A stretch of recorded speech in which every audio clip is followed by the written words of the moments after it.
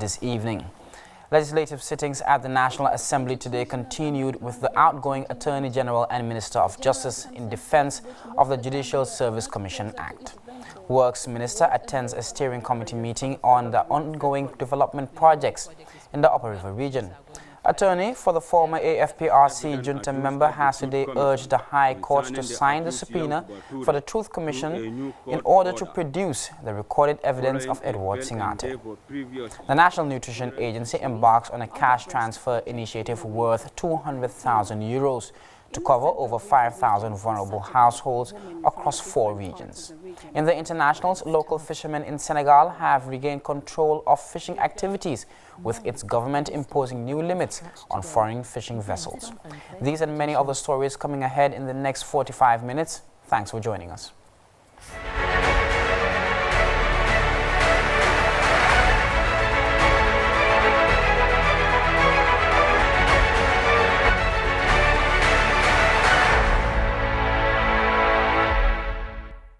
Many thanks for joining GRTS News with me by Ibrahim Cham, and now the news in detail. We begin with the legislative sittings of Parliament, which has today continued at the National Assembly as part of the second ordinary session of Parliament.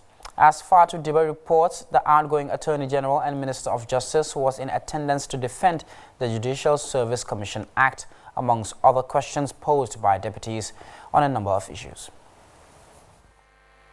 Lawmakers adopted the Human Rights Committee's reports on the bill titled Constitutional Amendment Bill 2019 in a general consensus which moves the Gambia a notch closer to its venture towards a Bill of Rights to replace the 1997 Constitution.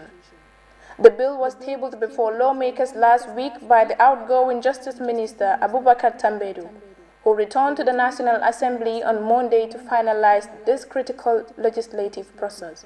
Outlining his justification of the amended bill, Justice Minister Tambedu particularly highlighted the criterion for the appointment of magistrates as judges of the High Court. The Judicial Service Commission acts as a filter for exactly that purpose, to look at the relevant experience and background of any particular individual who is proposed for appointment or elevation to the bench, and to determine whether, on the basis of that background, that assessment, the person may or may not be appointed.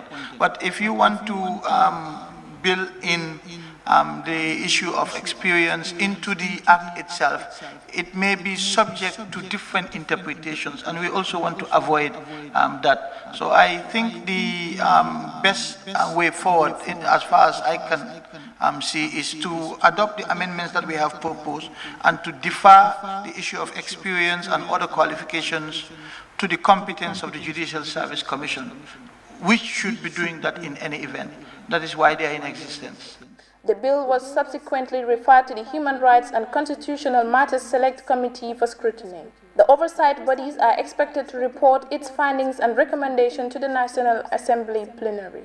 Suwaibu Toure, the Vice Chairperson of the Human Rights Committee, said the committee made reference of both the 1997 Constitution and new draft, as well as a comparative review of charters in other Commonwealth countries. Our concern is to capture experience. We don't want to just leave it blank like that. We want to ensure that experience counts. Whether if that is in practice, that's what they are doing, then we are fine, but it needs to be captured. That is our concern. Are we comfortable as lawmakers to actually allow that privilege to the opinion of the JSC, that's the Judicial Service Commission, to look who should be appointed, but who should not be appointed. But at least we are addressing one issue, is to make many Gambians available, eligible to be appointed as judges. And therefore, we don't have these problems now in the courts that we have now. The Vice President, Dr. Aissatou Toure, also joined deputies to table the Public Service Pension Scheme Bill. The effect of the Public Service Pension Bill is that the Pension Act 1950 will be repealed and several new provisions be introduced. The key new features of the new Pensions Bill with the 1950 Act does not provide are as follows. Retirement benefits to be paid within 30 days. Benefits have been enhanced because of the following. Gross salary will be the basis for computing benefits. The accrual rate has been standardized and thus benefiting lower cadre of staff. Introduction of minimum pension and enhanced maximum pension and automatic pension increase after 4 years. The service pension scheme bill couldn't be entertained by lawmakers who asked the Vice President to shed more light on the merits and objectives of the Act before its consideration. Fatou Diba for Grts News. And now to some development news. The Minister of Works, accompanied by top government officials, has attended a steering committee meeting on the ongoing development projects in the Upper River region. As our correspondent Seydou Kamara reports, the meeting was held at the Chinese construction camp and is attended by regional governor and other relevant stakeholders. More in this report. The steering committee meeting led by the Minister of Works is meant to engage stakeholders and provide updates on the construction of road and bridges projects in the Upper River region. According to the governor of Upper River region, Fanta Boyan Samatimane, said the objective is to assess the infrastructural development rolled by the borough government. She, however, noted some of the challenges associated with the said projects. We know the project is going on well, things are going on fine, but there are other obstacles that needs to be looked at. And today the minister himself was here with the team to have meeting with the contractor and the team to see what can be done to improve some of those problems that we are facing. Definitely there is progress in the project, looking at the road side and equally at the brick side. Assessments have been carried out, some percentages have been given, presentations were done to see how best we can solve some of those minor problems that are coming up into the project. Speaking earlier on the compensation scheme, the Permanent Secretary at the Transport and Works Mortgage System explained the modality for the compensation for some of the demolished individual projects. Today we've been told by the contractor that an imminent delay as a result of not commencing demolition exercise is a threat to the project. And we have informed him that we have since mobilized the funds. After the evaluation of the affected people or properties were conducted, and we're just asking for affected people's ID cards, bank details, and B-bands. As soon as we collect those things, we'll effect payments. As early as next week, we have collected more than half of those already affected. Payments will start. The project contractor Mike also gave a brief update on the status of URR infrastructural development projects. From the beginning of this project, we got a lot of support and from the Ministry of Works and the government office, and they help us to solve a lot of problems.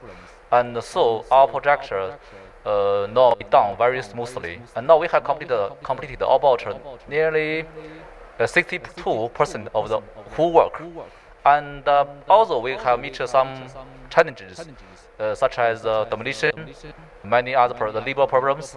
And I think maybe this problem will be solved very soon.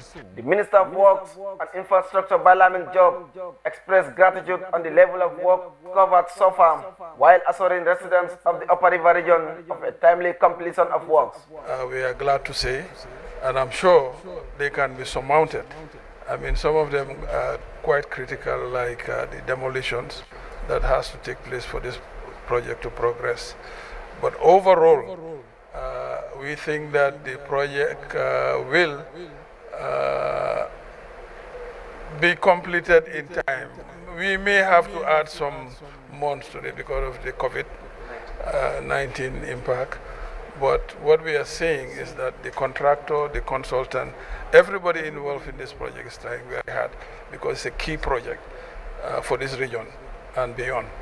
The discussion were mainly centered on presentation highlighting the level of works covered on the infrastructural development projects in the Upper River region as stakeholders continue to brainstorm on a timely completion and delivery of projects. Seydou Kamara reporting for Grts News from Basse, Upper River region. Moving on, naval officers at the Gambian Navy have been working under harsh weather conditions with obsolete vessels used to navigate the territorial waters of the country. The disclosure was made to the Chief of Defense Staff as he visited the Naval Command Center in Banjul. As Isatokator reports, the top military general promised to work with relevant stakeholders to address some of the challenges, but was quick to highlight finance as an obstacle.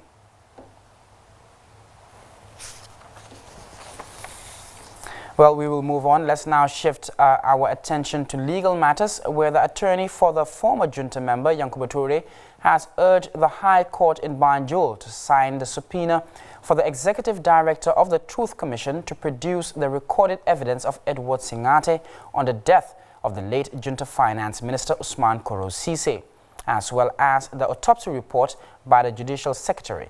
The application, as we hear in this report by GRTS's Baba Silla, came after the State Council wrapped up his cross-examination on the defense witness, Awaminte. This is the second defense motion seeking to assess evidence adduced at the Truth Commission concerning the accused Yankuba Toure through a new court order. Following a failed endeavor previously, Toure's defense is making another attempt to obtain the recorded statement of Edward Singate, who testified at the Truth Commission in relation to the killing of Usman Koro Sise. The previous motion to secure the evidence of confessed serial killer Alhaji Kani was unsuccessful, as the TRRC witness who was summoned to produce the statement told the court they could not find Mr. Kani's recorded testimony. Toure's defense is, however, adamant and is putting more pressure on the court to order the release of the TRRC testimonies on Koro Sise's death, as well as the autopsy report.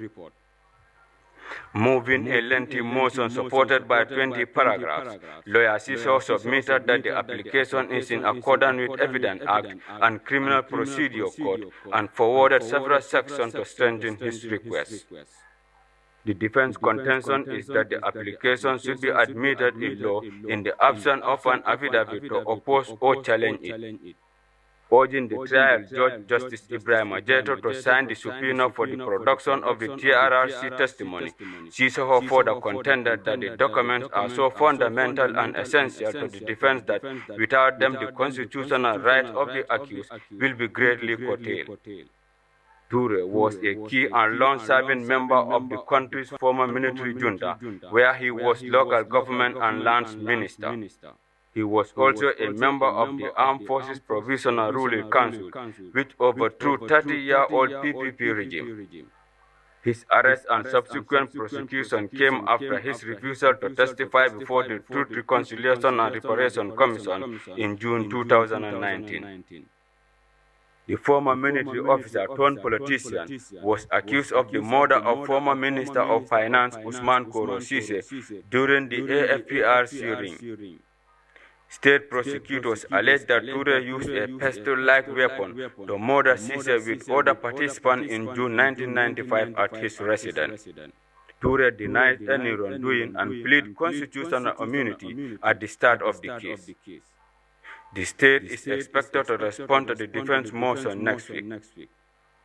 Reporting for the news, I am Baba Silla. Now to a press release from the State House, which reads, the Office of the President informs the public that the government of Japan has donated 115,956 bags of rice to the Gambia. The ship containing the said consignment has docked at the Gambia Ports Authority. The release continued that the Office of the President, in consultation with the Ministers of Agriculture and Finance and Economic Affairs, has decided to conduct the sale of the rice at the ports. No single buyer will be allowed to purchase more than 5,000 bags. The price for a 30 kilograms bag of rice is pegged at $450 only. Interested buyers are invited to contact the Accountant General's office, where they will be given an invoice with an account number to make all payments before collecting the rice. The release further went on to say that the Gambia government has agreed with the Japanese government that proceeds will be deposited in a special account at the Central Bank of the Gambia to support the government in its National Development Plan priority areas. The public is hereby informed that it is strictly forbidden to sell the rice outside the Gambia, and price to the consumers should not be more than $550 per bag. It concludes. Now, the National Nutrition Agency, with support from the European Union through UNICEF, has received 200,000 euros for onward distribution to the breast project beneficiaries across 4 provincial regions in the country. As far Janimbai reports, the cash transfer scheme follows the successful implementation of a €3 million project for women and children at risk of malnutrition. The National Nutrition Agency's breast project has phased out in 2019. The successful implementation is the reason why NANA and its partners stepped up to consolidate the gains made. 200,000 euros from the project fund is now being used to support beneficiaries of the breast project in the wake of COVID-19. In the Central River region on Saturday, women from the different parts of the region converged in Brikamaba to collect their monies. Their development brought smiles in the faces of the beneficiaries. Malang Fofana is the manager at the National Nutrition Agency. During the implementation of the project, we put in place certain things, even though it's an unconditional cash transfer. But we want to ensure that all the mothers who are registered in the project, they follow regular growth monitoring and promotion. Because it is very critical to look at how children are growing during that period of time.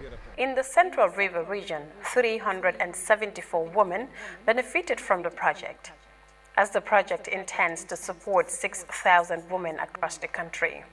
Malang Fofana has more on the selection criteria. So we try to look at a criteria as to how do we now go about implementing the breast. We look at the data from the initial surveillance and try to find out which catchment area among the facilities are having the highest rate of malnutrition, looking at underweight, stunting and wasting. When we compute this, we know that about out of the 37 health facilities that are implementing the MCHRP, 10 of them have the highest rate of child malnutrition. The Nana Breast Project was a €3 million scheme to support vulnerable families targeting rural women and children, and its principal objective was to improve their nutrition. The extra money given to beneficiaries is expected to strengthen that. So even from their testimonies, you could see that they embrace it so much. It has done them good in terms of feeding. They use the money to make sure that they feed their families, and also for other things as well. So we use the radios, the locally available radios in the various regions to reach out to them. Thanking the European Union through NANA for the money, Sunkari Jara and Saini Sise, both from Brikamaba, said the breast project has really transformed their lives and that of their families. In the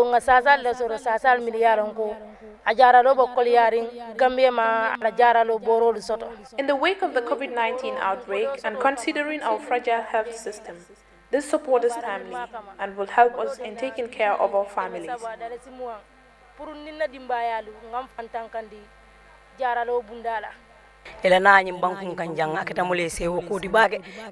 The coming of the breast project brought us a lot of joy, and it has helped us in providing for our families.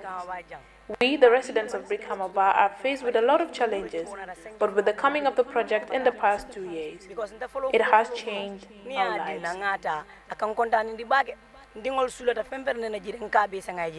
Reporting for Grts News, I am Fatu Janembai. Moving on, the ferry services of the Gambia Port Authority has begun a dredging exercise at the Barra Ferry landing site. The exercise, as Modlamin Sane reports, aims to peel off silt and sand intrusion at the site, which many experts are warning against. Details in this report. Barra Ferry landing site, a jetty being gradually dominated by silt, unlike this one in Banjul. The high concentration of silt and mud has proven difficult for ferries to anchor on site heat-free. This development has officials of the Gambia Ferry Service urgently moving to undertake massive work to fix the problem, and they have responded through a second phase dredging exercise with a depth of 5 meters. We do not want to create any problem in terms of the ferry operations. That's why we have chosen Fort Bullen as the dump site, because these people, they will lay their pipes.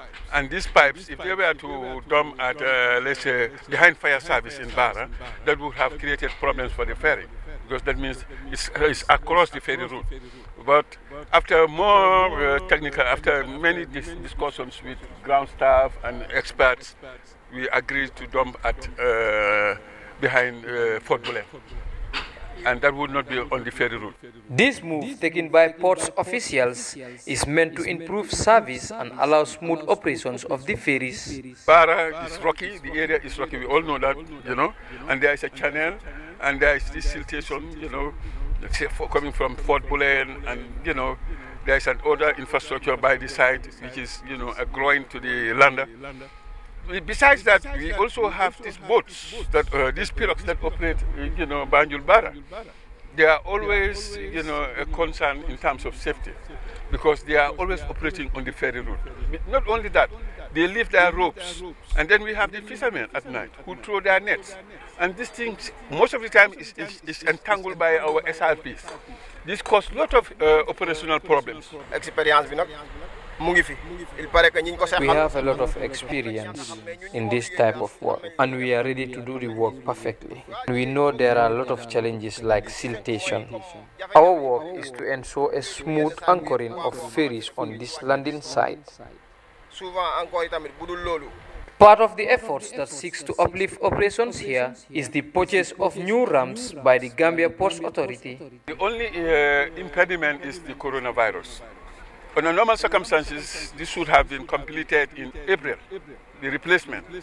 But because, all borders are closed, Europe is closed, and the team of engineers that are supposed to do the replacement are from Damen, that is the Netherlands. There are no flights from the Netherlands, and besides that, their government has not yet opened their borders to Africa. So for that matter, we are very careful, because if we start these works, Banjul Bara will be closed for a month. Work on this landing site is expected to begin in earnest, with officials hopeful of completing work in 4 weeks. Modulamin Sane, GRTS News. We will go for our first break now. International news is next.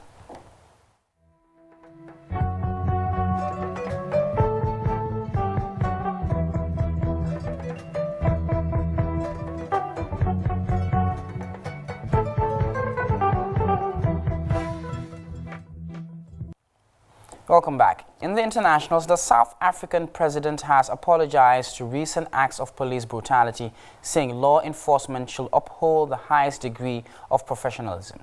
The apologies came following moves to tighten tougher security measures to contain COVID-19 in one of Africa's highest hit nations.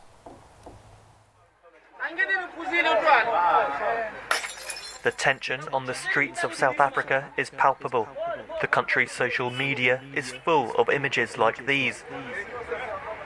At least 10 people have been killed by the army and police officers since the start of one of the strictest lockdowns in the world back in March. Many South Africans are now demanding accountability from law enforcement. George Floyd's killing sent a shockwave of protests around the world. People here are worried about the scale of police brutality. Collins Koza was recently beaten to death by police at his home. Who comes to your house, kick down your door, abuse your wife, kill you, and today, as superficial empire tells us, no, they've done nothing wrong. I've got to speak out, and I've got to raise my voice also and say enough is enough. And the government of the South African do not take any part, they do not take action. At the virtual launch of the ANC's anti-racism campaign earlier this month, the president expressed his regret at the death of Mr. Koza. No provocation whatsoever can ever be enough for the life of a human being to be taken in the way that that happened. Amnesty International are among the groups demanding an independent inquiry into the killings. What's really important is that the independent investigation mechanisms are supported, that they are capacitated to investigate. And this is really important during the pandemic, where trust in the government and trust in public officials needs to be high in order to support the response. Over the past 5 years, South Africans lodged nearly 30,000 complaints of police brutality. Only 1.3% resulted in conviction.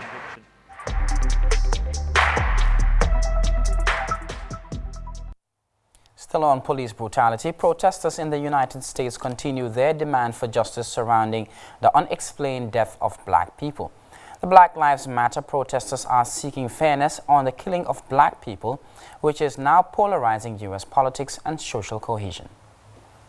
Thousands of protesters forced the closure of this Colorado highway to demand justice for Elijah McClain.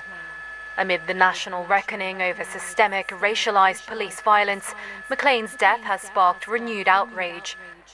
Aurora police stopped the 23-year-old massage therapist after getting a 911 call about a man who, quote, looked sketchy. Body cam footage then shows officers pinning McClain to the ground. The body cameras fall off into the grass.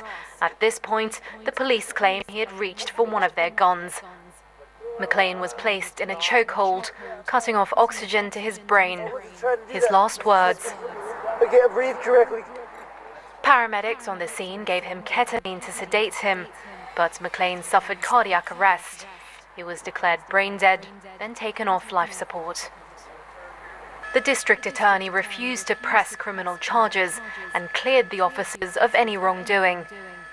But sustained public pressure has finally forced officials to reopen the case. In a remarkable turn of events brought about entirely by the massive public outcry, over 3 million signatures on an online petition, international media attention, the governor has now decided to appoint the state attorney general to perform an independent investigation.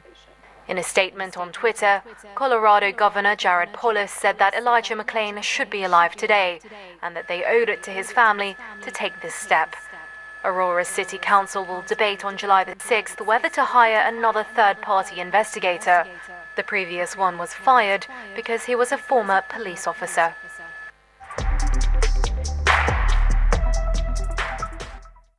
Local fishermen have regained control of fishing activities in Senegal's territorial waters following numerous campaigns to ban foreign industrial fishing vessels in the French-speaking nation. More in this France 24 report. The fishing wharf in Dakar's seafront neighbourhood of Yoff is one of the most important in the capital. These men come from a long line of fishing families, but times have never been this tough. Mbai is devastated by his catch today. He blames it on unfair competition.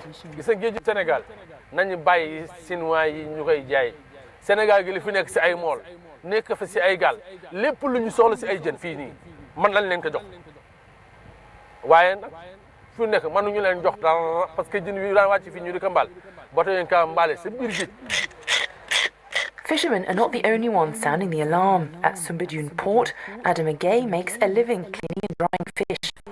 Incomes plummeted as fish stocks have declined. 2 sea breams cost me 2,500 francs. It's much more expensive than before. The fish is overpriced. Faced with this situation, fishermen are now asking the state to change its policy and give the advantage to the national fishing industry rather than helping foreign fisheries meet their needs. They want transparency on fishing licenses and claim foreign vessels that fly the Senegalese flag leads to overfishing. When questioned on this issue, the Department of Fisheries didn't respond to our request for an interview. But for this environmentalist, there's a real urgency. Si on continue à donner des licences de pêche, à signer des accords de pêche sur des espèces surexploitées, on arrivera vraiment à la catastrophe. On arrivera à la catastrophe sur le plan de la sécurité alimentaire. Et puis on va mettre au chômage beaucoup de professions de la pêche. Et même finalement, l'État ne pourra plus tirer de rente sur la ressource halieutique. Parce que le jour qu'il n'y aura plus rien ici, tous les bateaux qui étaient sénégalisés vont rebrousser chemin et nous laisser nous désinguer. After a joint campaign between fishermen and environmentalists, Senegal has now decided to deny its waters to at least 54 foreign trawlers.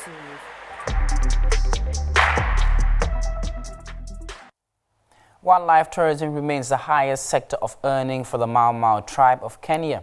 But one of the world's busiest wildlife parks has not been only hit by COVID-19. But nearby residents are now calling for help as all means of livelihood are being cut, with wildlife left to wander without visitors. This is the first time the Masai Mara National Wildlife Reserve has had no visitors since it opened in 1961. Prince grew up nearby. He came to the park every day since he was a child. He never imagined it would be empty of tourists.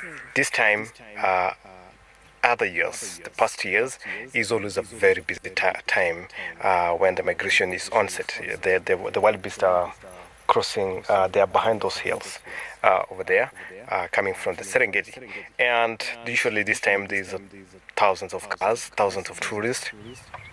Tourism employs most of the people who live around the park. Kenya closes borders in March to prevent the spread of the coronavirus. No foreign tourists have come here since. Souvenir sellers, hotel staff and guides are waiting for the visitors and their livelihoods to come back. We don't have full staff at the moment due of the corona. We don't have tourism, so we don't have enough money to pay them. So we just have few of them. There are 4 of them that take care of the facility. In nearby villages, people are struggling to get by. Dennis is collecting donations from tourists who used to visit regularly. He buys flour which he hands out to locals once a week. One bundles got 24 kgs, and we got 32 of them. Hundreds of families rely on his help. Government support has been scarce. They bought us food only once during the second week after the borders were closed. But since, the only distributions that we've had are those organized by the community. Next month, Kenya's president is expected to announce whether the borders will reopen. Until they do and the tourists return, the community around the Masai Mara will struggle to fend for themselves.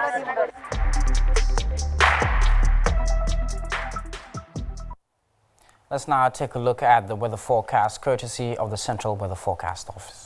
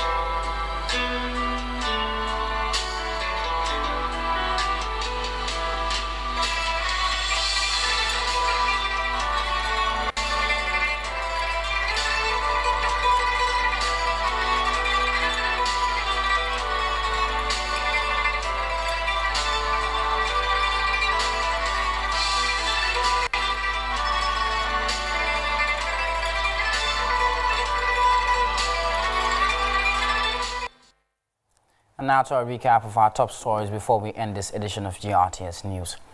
Legislative sittings at the National Assembly today continued with the outgoing Attorney General and Minister of Justice in defense of the Judicial Service Commission Act. Works Minister attends a steering committee meeting on the ongoing development projects in the Upper River region. Attorney for the former AFPRC junta member has today urged the High Court to sign the subpoena for the Truth Commission in order to produce the recorded evidence of Edward Singate. The National Nutrition Agency embarks on a cash transfer initiative worth €200,000 to over 5,000 vulnerable households across 4 regions.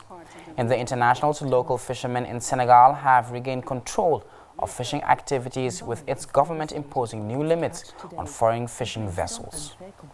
Well, that was all we had in this edition of GRTS News, with me by Ibrahim Cham at 2200 hours. For me and the rest of the team, we thank you for watching and keep watching GRTS.